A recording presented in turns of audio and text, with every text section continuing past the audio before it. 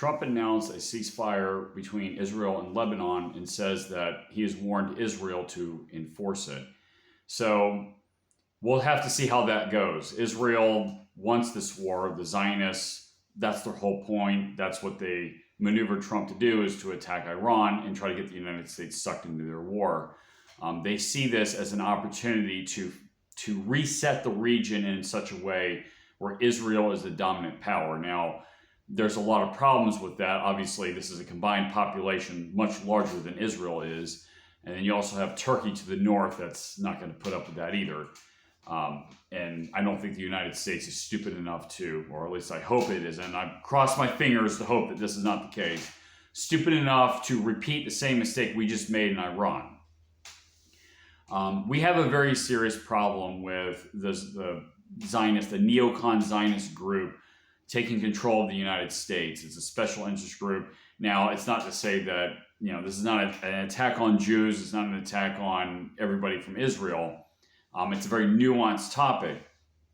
But Trump claims that he is taking charge of the situation and is telling Israel not to attack the southern part of Lebanon. Now, right after he said that, they launched a drone to assassinate somebody. So already, Israel's not doing that. So we'll have to wait and see if anything holds from that.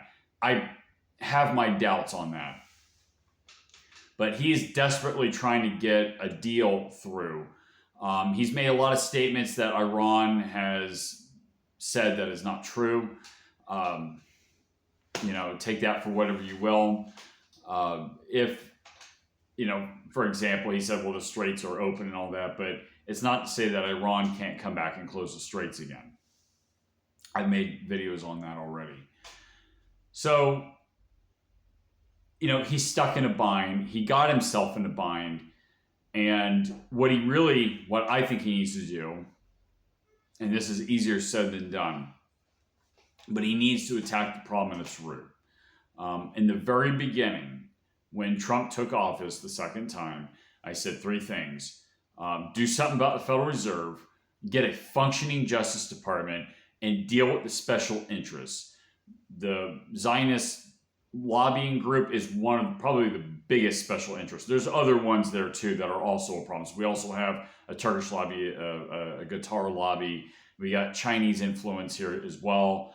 Not to mention you have corporate influences. You have the big pharma, big agricultural complex that's making everybody sick, et cetera, et cetera. So he needs to attack the problem at its source. And he needs to have the right people around him, which he does not. So we'll have to wait and see what happens. I think Trump means well, but he's I don't know if he's blackmailed or what it is, but he seems to be very much influenced or maybe even under the control of that particular lobby group that I mentioned.